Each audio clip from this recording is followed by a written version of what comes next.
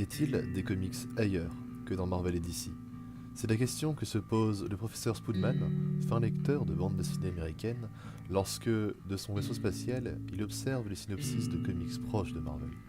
Il aperçoit des villes, des routes curieusement semblables à celles de DC, et après s'y être posé, le professeur Spoodman découvre que ces comics sont incroyablement bons.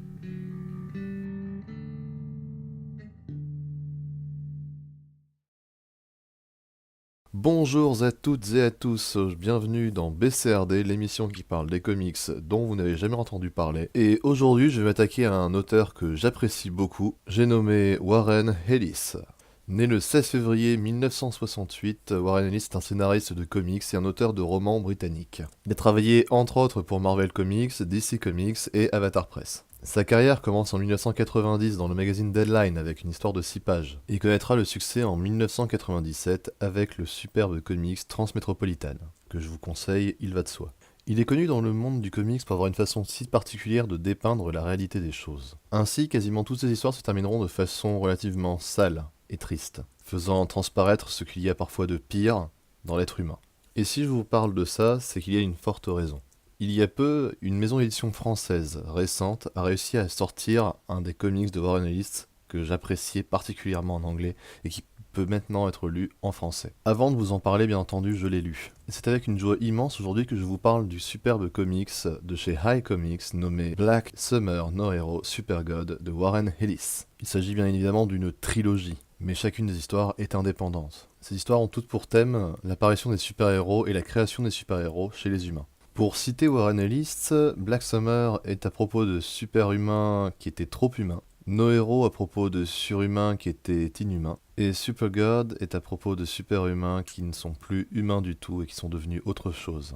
Black Summer commence sur un meurtre, celui du président des États-Unis par John Hollis, le plus puissant des super-héros de sa génération. Cet acte permet de dénoncer toute la corruption qui est dans le pays. S'ensuivra alors une guerre entre les héros et les États-Unis d'Amérique tout entière, posant ainsi une question sur la justice et sur les gouvernements. No Hero prendra place dans un monde où les super-héros existent depuis les années 60, après qu'un scientifique, Carrick Masterson, ait créé une drogue nommée le FX7, semblant donner des super-pouvoirs à ceux qui en prennent.